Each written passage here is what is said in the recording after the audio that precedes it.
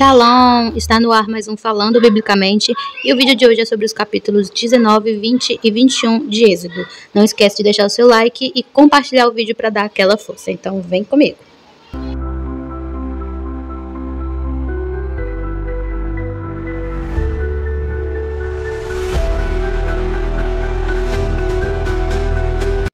Êxodo 19 conta sobre o encontro de Deus com Moisés no Monte Sinai, e foi o mesmo local em que Deus havia se revelado a ele numa sarça ardente, lá em Êxodo 3.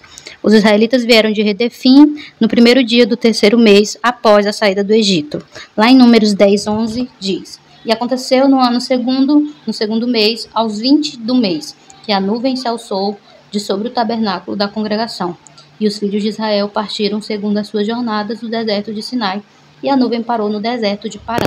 Assim partiram pela primeira vez, segundo o dito do Senhor, pela mão de Moisés. Ou seja, eles acamparam ali por 11 meses. E o deserto de Sinai se localizava no sudoeste da península do Sinai, e alguns estudos sugerem que é a atual montanha de Jebel Musa ou Jebel Serbal. Deus ordenou que Moisés falasse sobre o livramento dos israelitas do Egito e de que Deus tinha adotado o povo para si, a fim de que o povo ouvissem a sua voz e guardassem a sua aliança. Israel seria o tesouro pessoal de Deus separado do mundo. Seria um reino de sacerdotes e uma nação santa. E isso foi cumprido na Igreja da Nova Aliança. Lá em 1 Pedro 2,9 diz: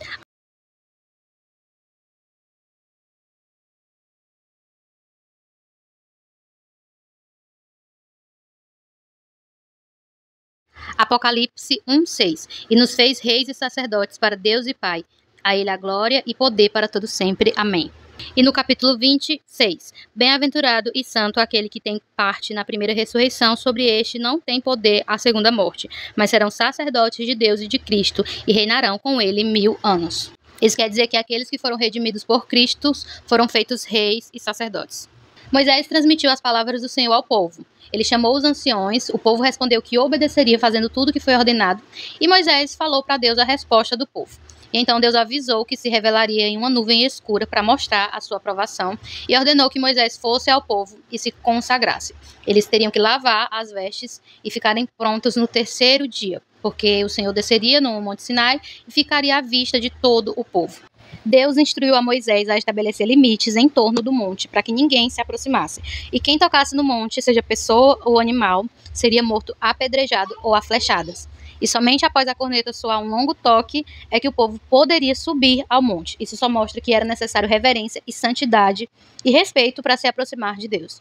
Moisés fez tudo o que o Senhor ordenou e o povo foi purificado. Eles se abstiveram de contatos sexuais para se preparar para a revelação visível que eles receberiam de Deus.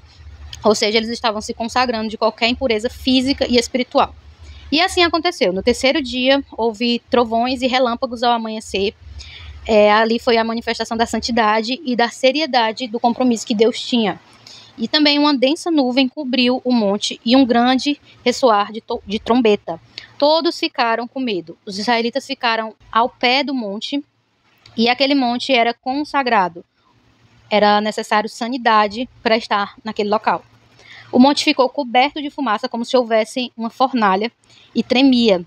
E a trombeta era cada vez mais forte. Deus chamou Moisés para o alto do monte e ordenou que Moisés alertasse a eles que não ultrapassassem os limites, mas muitos ainda morreram fulminados. Deus ordenou que Moisés descesse para avisar o povo e subisse novamente com Arão para transmitir as leis e estabelecer uma aliança que marcaria a história daquela nação. Nesse ponto, Deus estava moldando a identidade e a vida deles, moral e espiritual. Era a expressão do caráter de Deus e como o seu povo deve viver, com adoração, respeito, honestidade, justiça, fidelidade e obediência. Dessa forma, refletindo a santidade de Deus em suas relações e assim também se relacionando com o seu Criador. No capítulo 20, fala sobre os 10 mandamentos para o povo de Israel que Deus entregou a Moisés no Monte Sinai. Nada mais era do que o padrão moral requerido pelo Senhor para aqueles que os pertencem, que fazem parte da aliança de Deus com o seu povo. E vem do grego decálogo, que significa 10 palavras. Deus se identifica como o Senhor teu Deus. E os 10 mandamentos eram um tratado oficial, era um momento histórico, de estipulações que deveria ter lealdade do povo de Israel. Do 1º ao 4º, regulava o relacionamento do povo com Deus. E os outros 6 eram dos relacionamentos do povo entre si. O primeiro é: não terás outros deuses diante de mim. Israel pertencia ao Senhor exclusivamente. Deus havia criado, redimido e reivindicado o povo como sua propriedade particular. Sua glória não poderia ser dividida com outros deuses. O segundo: não farás para ti imagens de esculturas. Eles não poderiam ter nenhum outro tipo de divindade, já que era muito comum ídolos pagãos, e para Deus a imagem de Deus não pode ser representada por obras da imaginação humana. A imagem de Deus invisível foi revelada unicamente em Jesus Cristo. Colossenses 1,15, o qual é a imagem do Deus invisível, o primogênito de toda a criação. E também no 19, porque foi do agrado do Pai que toda a plenitude nele habitasse. O terceiro: não tomarás o nome do Senhor em vão. O nome do Senhor é santificado e precisa de reverência. Jamais se pode ter blasfêmia, falso juramento, adoração fingida, encantamentos e etc. O quarto: lembra-te do dia de sábado para o santificar. Esse mandamento era uma ordem que provinha da criação e do livramento do Egito. Eles precisavam consagrar o sétimo dia ao Senhor, como sinal da aliança. Era o dia do descanso. E também apontou para Cristo, já que o Criador e Redentor, Jesus, que traz o descanso final para o povo de Deus. Por quinto: honra teu pai e tua mãe, já que desonrar pai e mãe está desonrando também o próprio Deus. E aqui Deus também mostrou a importância da família na comunidade da fé. O sexto: não matarás. O homem foi criado à imagem e semelhança de Deus. Então, o homicídio estava indicando um atentado contra o próprio Deus. E aqui, Deus também mostrou que a vida é sagrada. O sétimo: não adulterarás. O casamento foi instituído por Deus. Então, o adultério é um pecado contra a família. O oitavo: não furtarás. Furto, ele é reprovável para Deus. Não podemos nos apossar do que não nos pertence. E aqui também Deus estava regulando o direito da propriedade particular. O nono: não dirás falso testemunho contra o teu próximo. Aqui Deus proibiu que o seu povo atentasse contra a moral e a reputação de alguém. E o décimo: não cobiçarás nada do teu próximo. Deus estava instituindo sobre as intenções de seus corações. Todo o povo de Israel presenciou os trovões, os relâmpagos, os sons de trombetas e o monte fumegante. Os israelitas temeram perante a manifestação da glória de Deus, com medo de morrer caso Deus falasse diretamente a eles. Mas Moisés os tranquilizou, falando que Deus estava apenas provando para que temessem e não pecassem.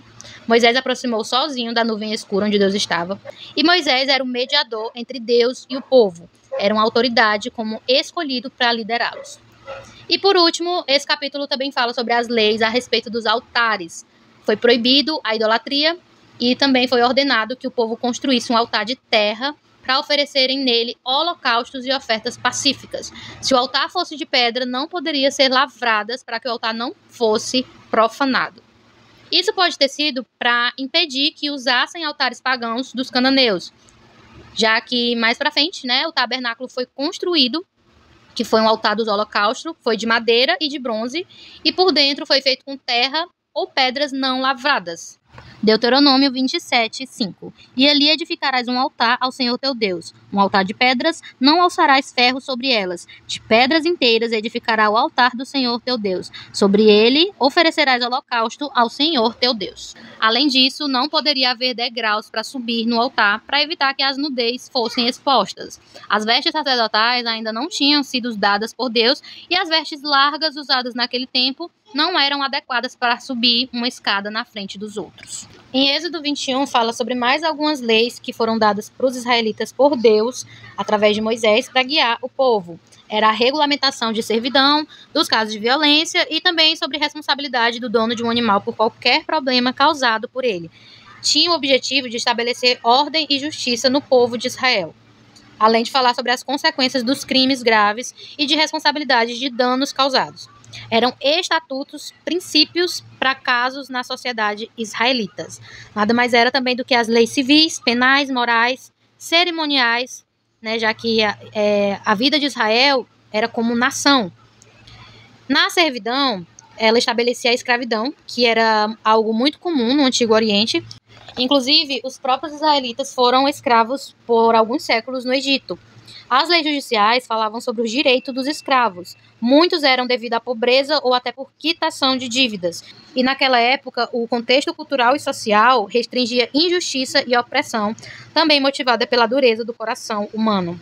Então, a lei determinou de que se um homem hebreu fosse vendido como escravo, ele serviria por 6 anos e no 7º seria liberto de graça. Caso ele fosse casado, ele e sua esposa seriam livres. Mas se casasse e tivesse filhos durante a servidão, sua esposa e os filhos seriam propriedade do seu senhor. E o homem também poderia optar por não sair livre e ser servo por toda a sua vida, podendo viver com a sua família, se isso fosse manifestado de sua própria vontade. O senhor daquele homem teria que levá-lo aos juízes do povo para oficializar o contrato permanente e o escravo receberia uma marca na sua orelha. E devido às condições precárias da época, muitos optavam por isso. Também era possível que um homem vendesse a sua filha como serva e esposa. Na lei também tinha proteção para as mulheres. Ela não poderia sair livre após 6 anos, como os homens, mas se o seu senhor não a desposasse, ele permitiria que ela fosse resgatada e não poderia vendê-la a estrangeiros. E também poderia optar por entregá-la por esposa ao seu filho e dar a ela os direitos de uma filha.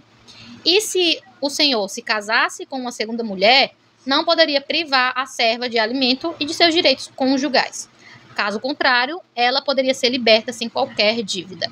Para os casos de violências, como em homicídio premeditado, quem ferisse alguém e matasse teria que ser morto, e se ocorresse algum homicídio não intencional, o responsável poderia fugir para um lugar designado. E a mesma penalidade era para quem atentasse contra a vida e honra de seus próprios pais ou daqueles que sequestrassem pessoas. Sobre lesão corporal.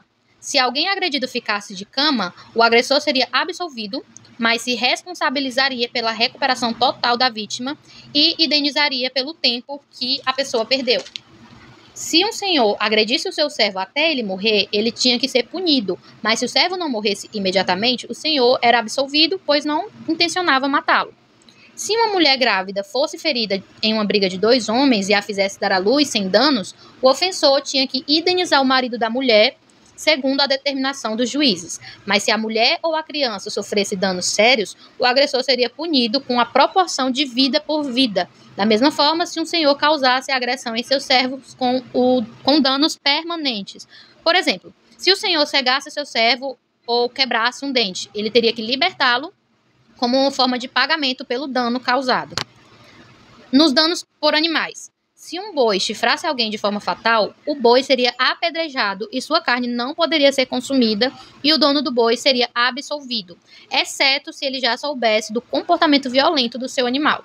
Ou seja, se o dono já soubesse que aquele animal era uma ameaça e não o manteve preso, ele teria que pagar com sua própria vida, caso fosse exigido algum valor. Se um boi causasse dano a um escravo, o dono do animal tinha que indenizar o senhor do escravo pagando 30 ciclos de prata, e o boi seria morto. Os casos em que o animal fosse ferido, se alguém abrisse um buraco e não tampá-lo, ele seria responsável pelos danos causados ao animal que caísse no buraco. Então a pessoa teria que indenizar o dono do animal e poderia ficar com o animal morto. Se o boi de um homem matasse o boi de outra pessoa, o boi vivo tinha que ser vendido e o valor dividido em partes iguais, assim como um animal morto. Mas se o boi já costumava ser violento e o dono foi negligente, então ele ficaria com o animal morto e o vivo seria propriedade do que perdeu o seu animal.